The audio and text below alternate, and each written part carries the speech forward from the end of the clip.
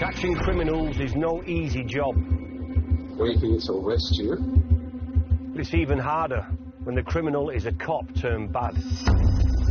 He liked having power and authority and status and a uniform. When the police officers who were sworn to protect us turned to rape. She was actually meeting a monster.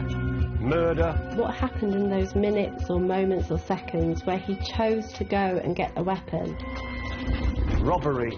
He knows where the money is, he knows where the drugs are. And even blackmail and poisoning. All just to get what they want. In this series, I'm enlisting the help of 3 experts. That man should stay behind bars for the rest of his life. 2 senior officers who've put hundreds of offenders behind bars. He was in such a lofty position that he thought he was untouchable. And a psychologist who can analyse the criminal mind. He's a narcissist. He doesn't feel remorse. In this series, I'll be investigating why some cops put themselves on the wrong side of the law, abuse their power, and commit horrific crimes.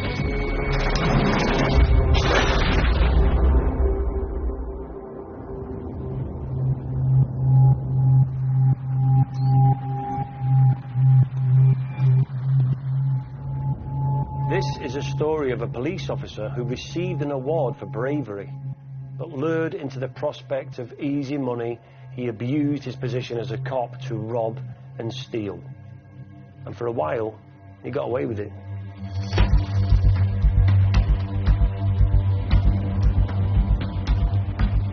In March 2020, Metropolitan Police Officer Kashif Mahmood signed out a marked patrol car from his station in Stoke Newington.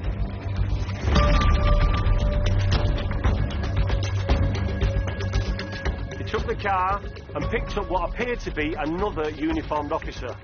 The pair travelled here to Chingford in Essex, and with their police car pulled over a black Range Rover on this road. Mahmood then used his police powers to search the vehicle.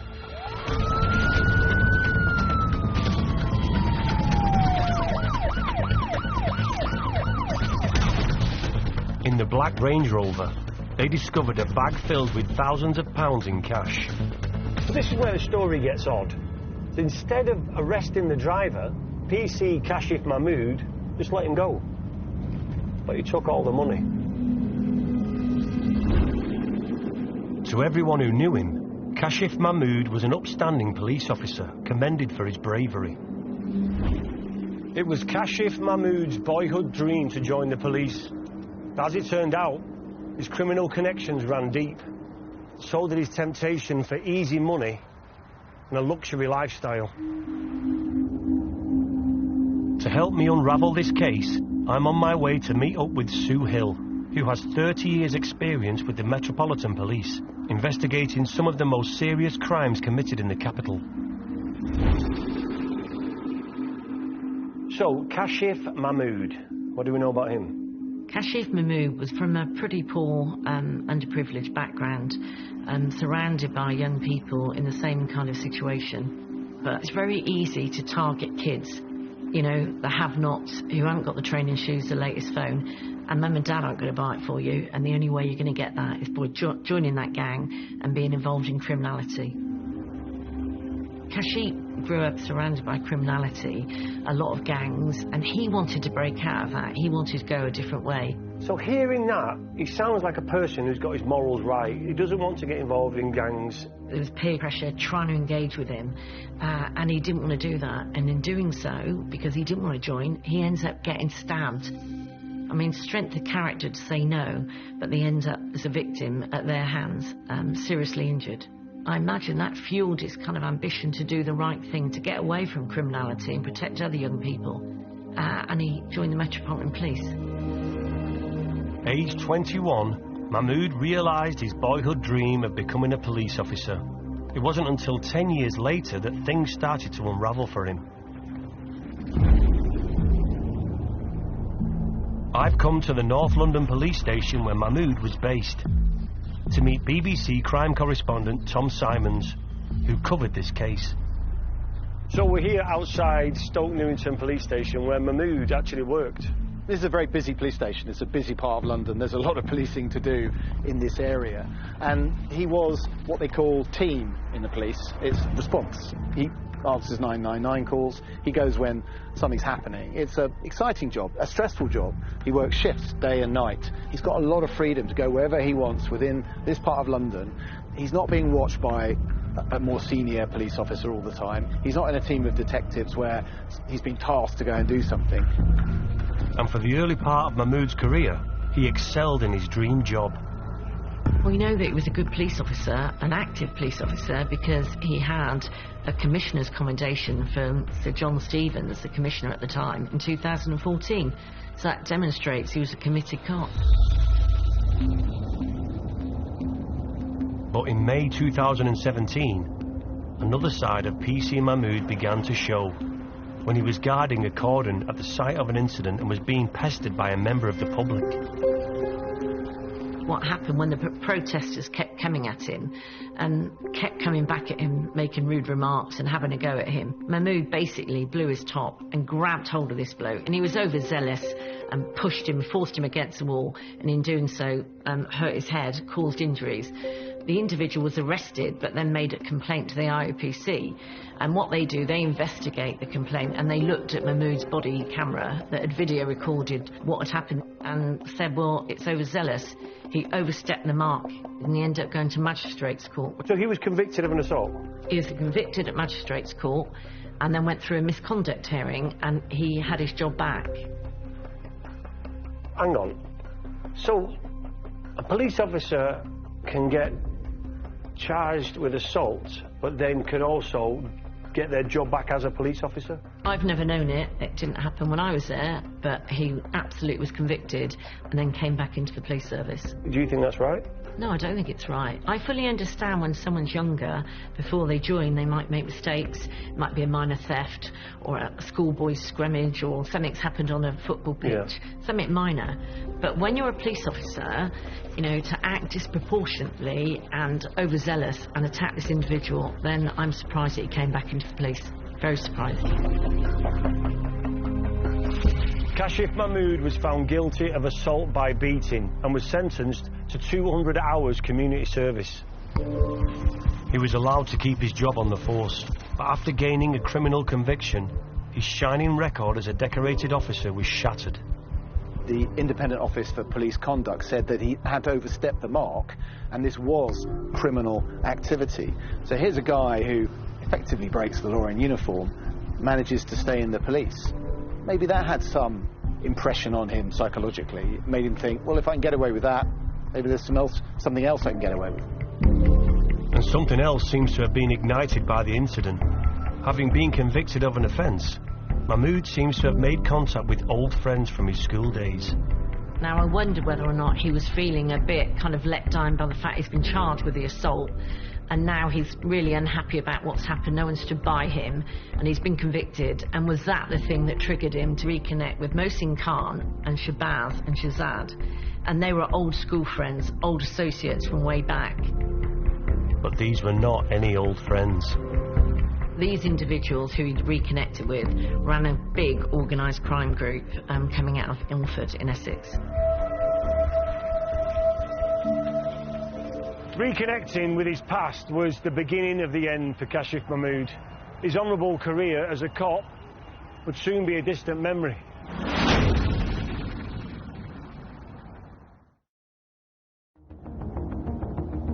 On the surface, PC Kashif Mahmood was seen as a model cop, having joined the Metropolitan Police in 2010.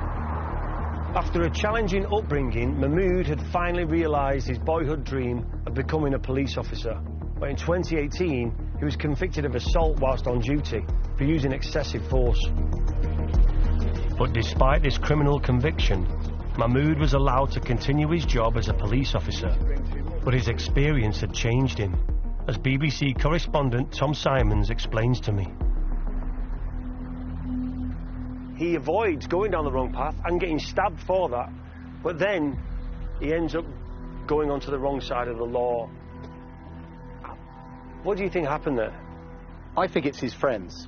So Mohsin Khan, who is one of his friends, and his two brothers, were heavily involved in this gang being run from Dubai. And somehow he ends up having a chat about possibilities. And obviously those possibilities are entirely criminal. And I think that gang's been keeping an eye out for him. They've worked out that the only thing that he could do for them is be a corrupt police officer and use his uniform to try and get something for them. Was he thinking, who's going to speak out about what I'm doing here? I think they make him an offer, and who knows? Is it his bad side? Is it boredom? Is it greed? Most crime is really just about greed. But something makes him decide to do what they asked him to do, which was to go out there and to steal money from criminals, which is a pretty dangerous thing to try and do.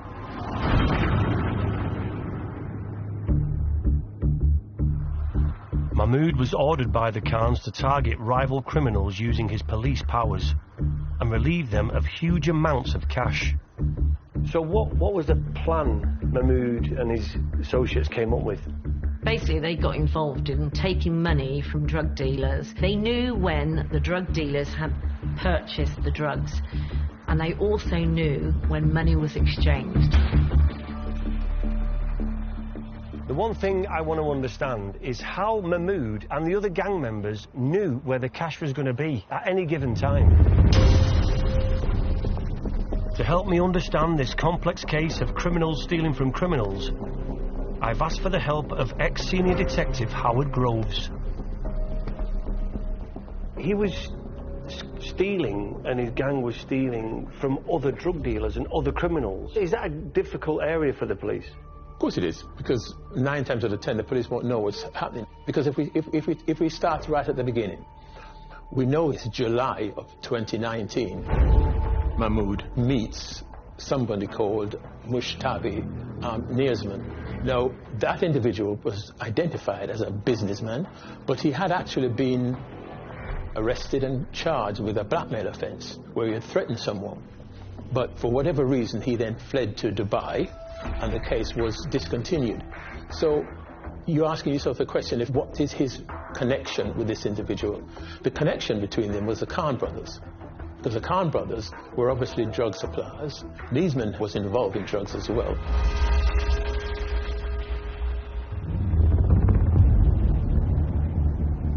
In 2019, Kashif Mahmood and 2 of the Khan brothers flew to Dubai to meet Nearsman and discussed a plan to use Mahmood's police status and resources to steal cash from rival gangs. Nearsman in Dubai was controlling the gang, and he was trying to avoid anybody reading the messages that he used to control what was going on in the UK. And so he used EncroChat, this system of encrypted phones that nobody can break into. Nearsman was sending messages over an encrypted communications network known as EncroChat to let Mahmood know the times and places he bought drugs from other gangs. With intelligence sent from the gang's network in Dubai, Mahmood is using his powers as a police officer to steal hundreds of thousands in drug money from rival gangs.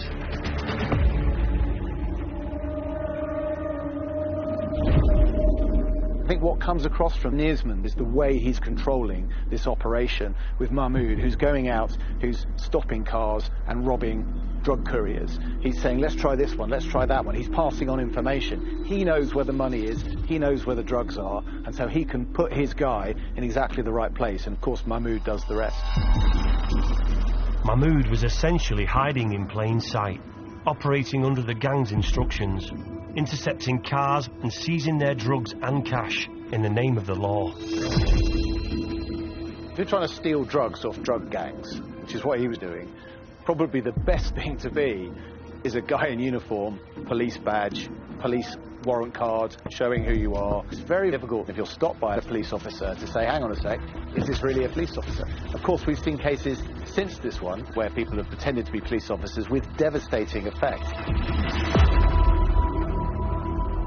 On 7 different occasions over the next 5 months, between November 2019 and March 2020, PC Mahmood took marked police cars from Stoke Newington police station on days when he was signed off sick.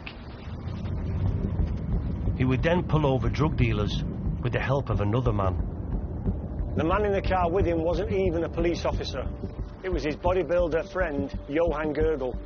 He was wearing a police stab vest. Would he be stopping these people in his uniform? Yeah, he was stopping people in his uniform, and he also had Irwan with him, his friend, who was dressed up like in a pseudo uniform, in a stab vest, and he would be with him like a big bodybuilder, like protection Romanian guy, and that was his associate. So when he stopped people to take the drug money, doing a stop and search, then obviously they're not going to say, this cop stopped me and took my drugs money, so he got away with the money. They made unlawful stop and searches on these drug dealers and stole hundreds of thousands in cash. So when the drug dealers had sold the drugs, they knew where the money was going to be. And what happened then, they stopped those individuals and took the drugs money away from them. So therefore, not only do they have the money, they could also keep the drugs and also keep the money.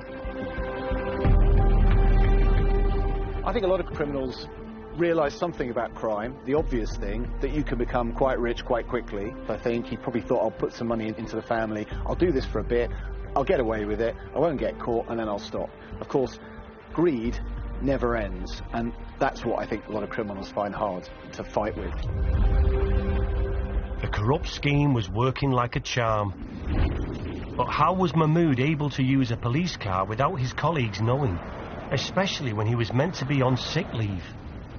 He was actually taking out police cars. What do we know from that? Does that mean it's quite easy to do what he did? Well, take a look at this police station. It's heavily guarded. I know, I've been actually out with police from this police station in their police cars. Once you're inside those gates, which you need a warrant card or ID card to get into a police station to get the other side, you've pretty much got free range. And quite clearly, the police were not checking who were taking cars out. He was using other people's names.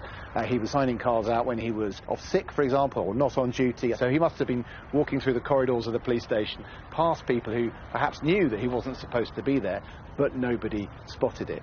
Something the police will have to look at, I think. And Mahmood and his fake cop friend Gurgel were raking it in. The bogus stop and searches were lifting hundreds of thousands of pounds from rival gangs.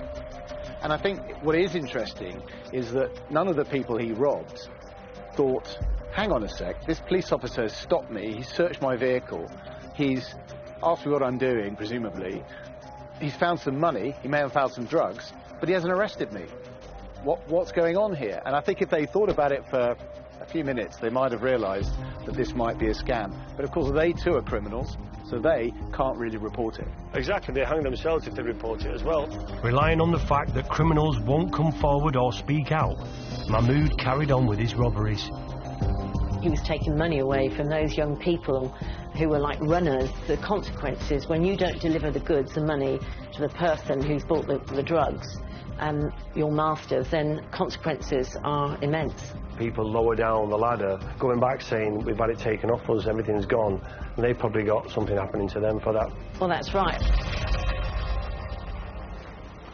All seemed to be going well for Kashif Mahmood and the gang he was working for, all until they pulled over the wrong car at the wrong time. It all starts to go wrong on the 8th of March 2020. Mahmood comes to the police station, even though he's off sick. He takes a police car out in somebody else's name.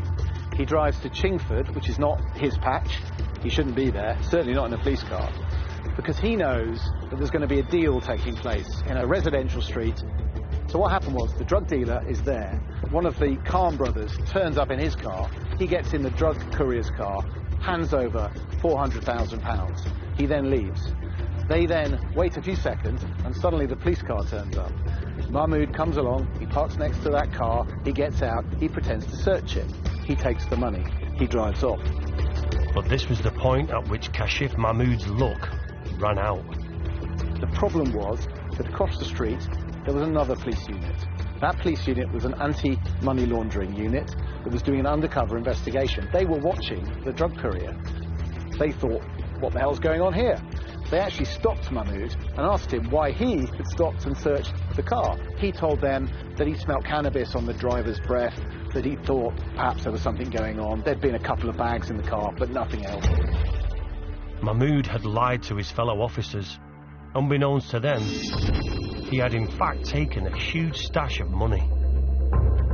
The undercover unit wanted to know a bit more, so they said, would you mind filling out an intelligence report? So Mahmood goes back to his police station late at night. He then writes up his report and thinks he's got away with it. Mahmood may have felt safe, but he was anything but. You know those criminals that would never report being robbed? Well, one of them walked into a police station and made some pretty extraordinary claims about what Mahmood had been up to. How would they prove that somebody who had legitimate reason to take it, like a police officer, is the person who actually stopped them and took the money? How are they, the person who was a courier, going to prove that?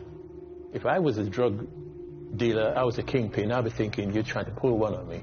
You got the money for yourself, so you best sort it out. And even if you do, I'm going to make sure that, for example, to others, it doesn't happen. So they would have been petrified. And maybe that's why that one went in a black Range Rover and actually reported it, because he probably thought, I've got to do this. So we have this confession from a drugs courier who voluntarily came forward, and a report made by the police unit who had seen Mahmood conduct a stop and search on a car with no probable cause. He's now starting to look very suspicious. You can imagine at the time, those money laundering officers wondered why did he happen to pull over that vehicle they've got under surveillance, and then finding out later that he was off sick, alarm bells were ringing, that he's a wrong un, he's involved in criminality. And from that moment then, is this just where it spirals out of everything that he's been doing? As a result of that stop and search, the anti-corruption command got involved, and they started looking at him and investigating him, and then realised that Mahmood was looking and researching the Asmand so far back as 2019. They knew then that they were associates and they were onto something. Anti-corruption investigators believe Mahmood was feeding this information gained directly from the police computers back to Niesmond in Dubai. But this wasn't the only smoking gun that police discovered, as they secretly built a case against their own officer. That one picture has him banged to rights.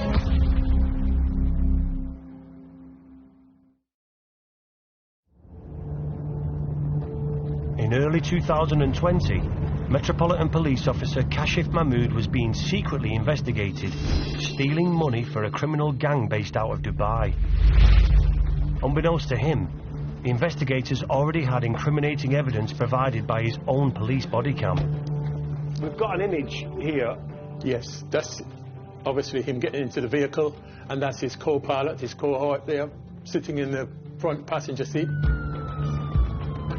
When Mahmood and his fake cop friend Johan Gergel performed an illegal stop and search on a drug dealer's car in order to steal their money, he failed to notice his police body cam was triggered, catching some very incriminating evidence, showing that the man accompanying Mahmood was in fact not a police officer at all. So, in evidence, he's not a police officer? No. And they know that, so they're going to go, why has he got a police issue? Exactly. The stab vest he's wearing, it, he looks, to all intents and purposes, like a police officer. Yeah? Yeah. And obviously, Mahmood knows about that. And off they're going to go to take money off of someone else. So he doesn't know his body cam's recording at this point. This is what I'm saying.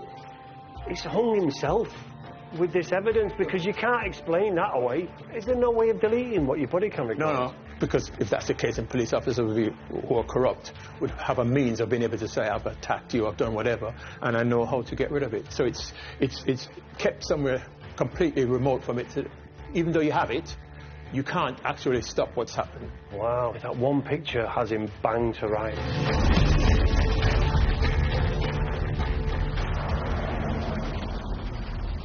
Blissfully unaware that he's being investigated, Mahmood continued his illegal raids on rival drug couriers. With intelligence sent from the gang's network in Dubai, Mahmood is using his powers as a police officer to steal hundreds of thousands in drug money from rival gangs. This is despite the fact that fellow Met officers had already questioned him about a previous stop he had made on a drug courier's car in Essex on the 8th of March 2020. He doesn't stop after that incident in Chinsford.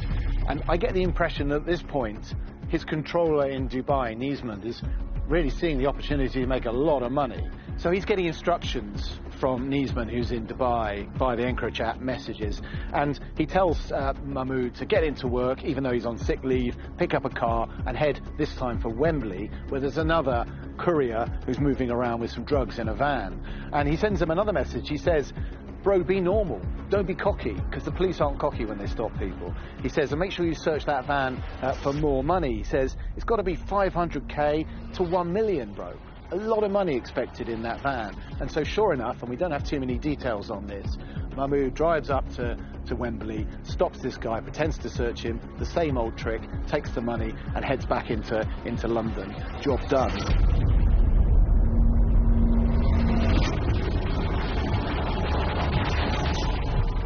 So, yet again, Mahmood books out a vehicle, meets up with his cohort, Gergel, and they head off in the direction of Wembley. 90 miles per hour plus, they head towards Wembley, where they go to a venue and they then steal at least £450,000 in cash. 450,000? A lot of money.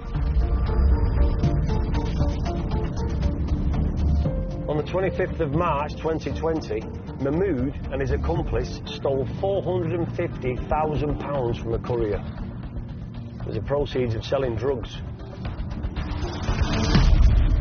Though Mahmood is now operating like a seasoned criminal, he wasn't always like this. So I've asked psychologist Serena Simmons to help me understand why a decorated cop who has a wife and family would turn to criminality. We know that Mahmood grew up in a bit of a rough area, and I think he was sort of trying to be brought into a gang and didn't want to do that. What's it like for people that are growing up in an area where, you know, there is gangs and there's that temptation? I think the word temptation is spot on. I think it's really tempting for someone just to follow suit when they're growing up in that area because that's their norm. I think the sad thing with this particular case is we know that Mahmood had resistance to that. So I think he saw something and he thought, I don't want to be like that. So early on we see signs that he wanted to kind of rebut that trend and not go down the same path that maybe he'd seen other people in his community go down. Yeah, and he actually got stabbed because he didn't want to join the gang, and still he stayed on the right path. Yeah, he really resisted that. He must have worked incredibly hard because you imagine how much kind of self-talk he had to do to think, no, I'm not going to fall for that. I'm not going to do what these other people are doing. But he did end up snapping in May 2017 when he assaulted a member of the public whilst on duty. He doesn't lose his job. He continues on as a police officer. Do you think that could have been a turning point? I wonder whether it was just a series of kind of puzzle pieces that fell into place, meeting particular people, having particular conversations, being around criminals and within kind of that kind of group of people wasn't unusual for him. He'd been raised in a deprived area among gangs, and so maybe he was used to having conversations with people like that, and it was those conversations that started to present themselves, and from there maybe that's when a plan started to form. March 2020, and Kashif Mahmood has no idea investigators are building a case against him, and they're getting help from police in Europe who are decrypting the messages to Mahmood from the criminal mastermind of the gang, Mushtaba Niesman, based in Dubai. When the European police realised that criminals all over Europe were using a system called EncroChat to talk to each other, and they ended up, the French police, breaking in digitally to the system and placing a digital device, a bit of code in the system, so that they could record effectively the texts that were coming through the whole network. And that was the biggest breakthrough, I think, in policing against serious organised crime in recent times. These criminals thought the police could not be watching them, but the police were in effect looking over their shoulders, reading every single text. Mahmood and his gang, like most global organised criminals, had been writing and sending messages using EncroChat without fear of them being read by the authorities. It's so crucial when the police were able to hack into EncroChat, and they managed to identify 6,500 criminals and organised gangs, you know, drug importation, serious crime. Then you've got this organised gang over here, and they were looking at the messages, and that was good intelligence to lead them to Mahmood. And that was literally the nail in Mahmood's coffin. The Met was closing in on Mahmood, and at 2:40 in the morning on the 28th of April 2020, police arrived at his and his wife Shireen's home in Essex with a search warrant. The police were reasonably satisfied that they had sufficient evidence, so they went to the address of Mahmood and he was arrested. But before the officers were able to enter the premises, Mahmood had directed his wife to remove a box. The disturbing thing about that is that Mahmood's wife, Shireen, was also a police officer. His wife's a police officer? She's a police officer.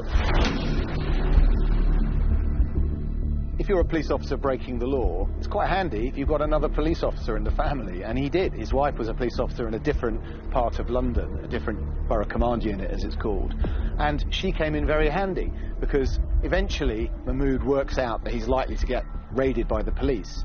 He tells his wife, and just before the raid, she manages to hide a shoebox containing some amount of money and some watches, because she knows where the police are likely to look when they do a search. Through the messages they had decrypted on EncroChat, the police had found out about the money Mahmood had illegally seized, but to this day haven't discovered the cash. And that shoebox was never found. The judge thought there might actually have been something like £100,000 in that shoebox. By asking his wife to hide the money, Mahmood had made her an accomplice. I think that when push came to shove and he was finally caught, I think it would have created sheer panic in him. Not only because of what he'd done, he was now losing status. He'd also involved his family, he'd involved his wife, and I think we see that sense of panic in terms of how he then responded when he was eventually arrested. Whilst in custody, Mahmood was made aware of his friend Johan Gergel's starring role in the body cam footage that was accidentally turned on during one of the robberies, and revealed he was travelling with a fake cop. Every criminal makes a mistake like this, and in this case, he probably didn't even know that he'd sat in his car, he'd actually triggered the camera that's worn on the chest, that has quite an easy button to operate, and presumably he turned at some point to the guy next to him in the car, and that guy was Johan Gergel, who wasn't a police officer, who was wearing his wife's police gear, and that really gave the game away, because if he's saying, well look, I'm working as a police officer, I'm out in my police car, that's my defence, I just happened to turn my camera on, well who's this guy sat next to him? He's not a police officer, and that is a severely bad situation for him, all by chance. Johan Gergel was arrested in Stratford on the same day as Mahmood. A search of his address revealed a Met stab vest and more than £11,000 in cash. But Mahmood and his associates had taken a lot more than that. I still want to know what happened to all that money that was stolen, and whether the international crime gang he was working with was brought to justice.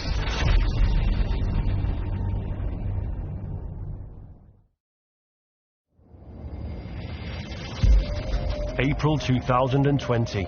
PC Kashif Mahmood has been arrested for his part in a conspiracy to steal large amounts of cash from drug dealers on the streets of London. The criminal's communications via an encrypted app had been intercepted by police, and now they came to search his house. Investigators found expensive designer watches at his home, and over £40,000 had been put into his family's bank account. His time for playing both sides of the law was over.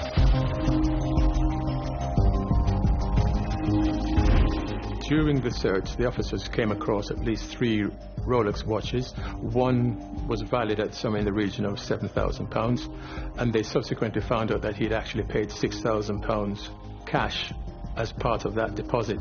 Now, I'm not sure that there are too many police officers, with the greatest respect, are able to pay £6,000 in cash for a watch. When I was a police officer, I certainly couldn't afford a £6,000 watch. This watch here is 80 quid.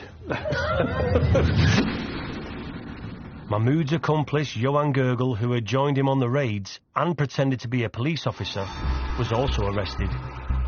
As was Gergel's wife, Inga, who actually was a trainee police officer and whose police-issue stab vest he was wearing. Wait, how many? So there's 3 police officers involved in this now? So Inga, Erwan's wife, the point was with her, she's got her husband coming home wearing a stab-proof vest. She's a serving officer. Doesn't matter if she's a trainee, but he was wearing a stab-proof vest coming home, and that was hanging up in the house, and she didn't know anything about it. Ridiculous. Wow. She ended up being dismissed from the police. So she was done for basically lying, because they said there's no way that money could have been there. Those items could have been in the property, and she didn't see it. Yeah, well, you'd notice if your partner's walking around in a police-issue stab vest. Exactly. Though Inga was dismissed from the force, she escaped prosecution. But whilst Mahmood and Gergel were in police custody, there was just one last push to get the UK leaders of the gang, the Khan brothers. They were the middlemen from East London who'd made the all-important connection between Mahmood and Niesmond out in Dubai. They would have had intelligence which would have meant that they had to arrest the 3 Khan brothers. On the 7th of July, evidence seized from the addresses linked to the Khans included £140,000 in cash, more than 20 kilograms of cannabis, and a box for an encrypted mobile phone. So there were lots of moving parts and lots of things that the inquiry team would have to delve into, but the encrypt messaging platform was going to be the vehicle from which they would be able to produce the evidence to convict them subsequently. The Khan brothers could now be picked up, and the EncroChat messages between the brothers and Niesmond also incriminated Mahmood's wife, Shireen. The EncroChat showed that at some point there was a discussion between Niesmond and others about getting rid of the box with the papers in it. That paper is referring to cash. And it implied that Mahmood's wife, Shireen, had actually disposed of that box. So the officers would then have had to arrest her as well.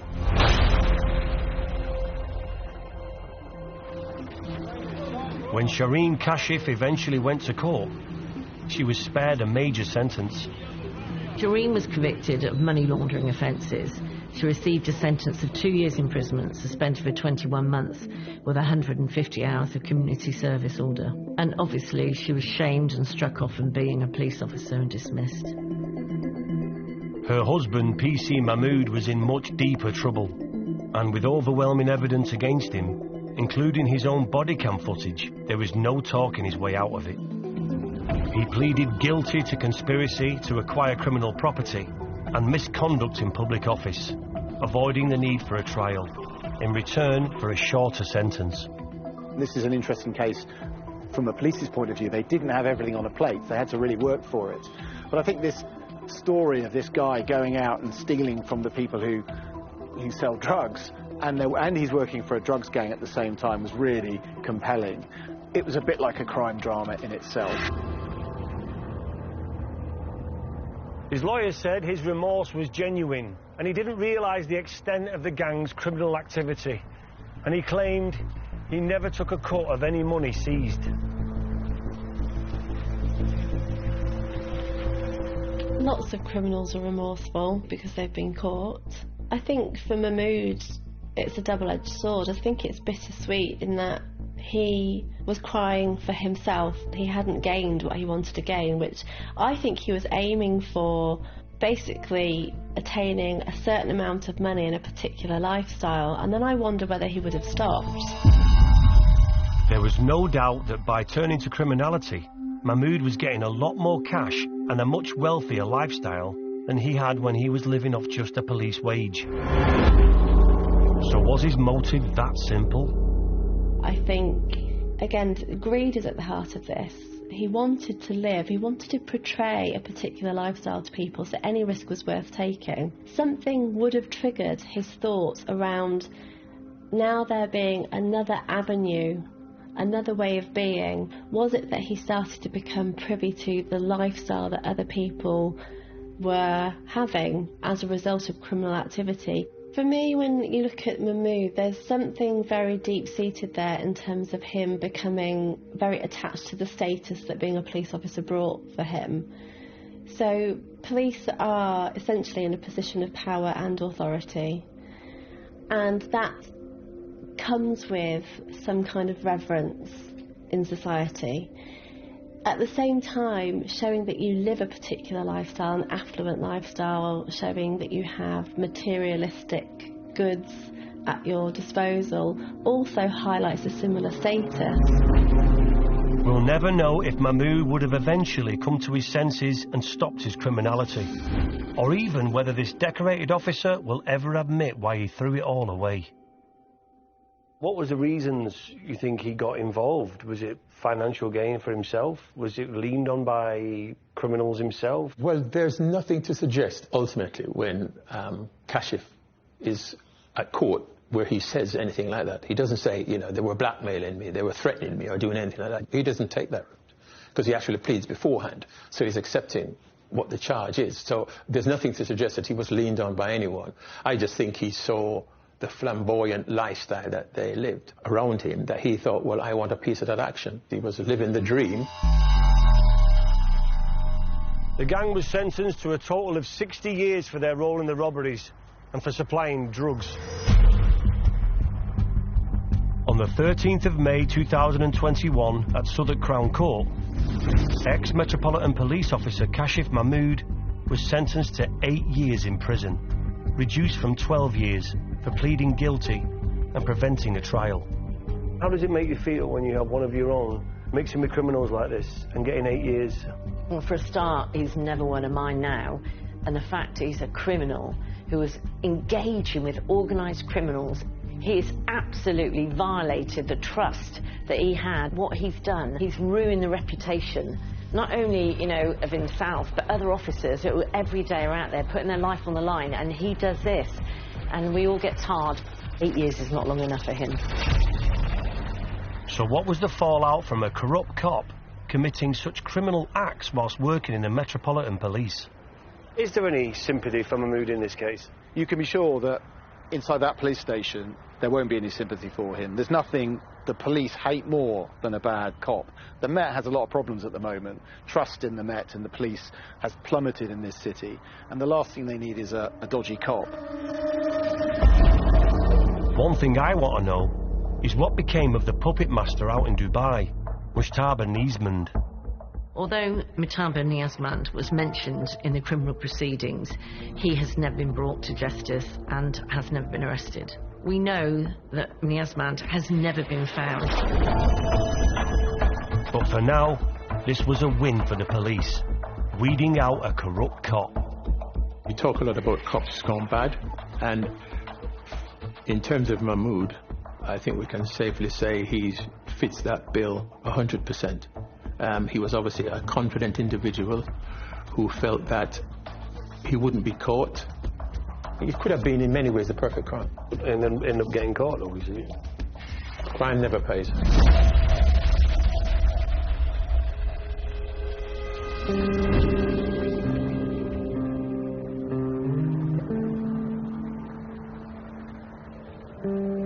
The attraction of easy money clearly played a part in Mahmood being involved with an international drugs gang. I mean, he's a police officer and he tried to escape his past. It's just greed got the better of him.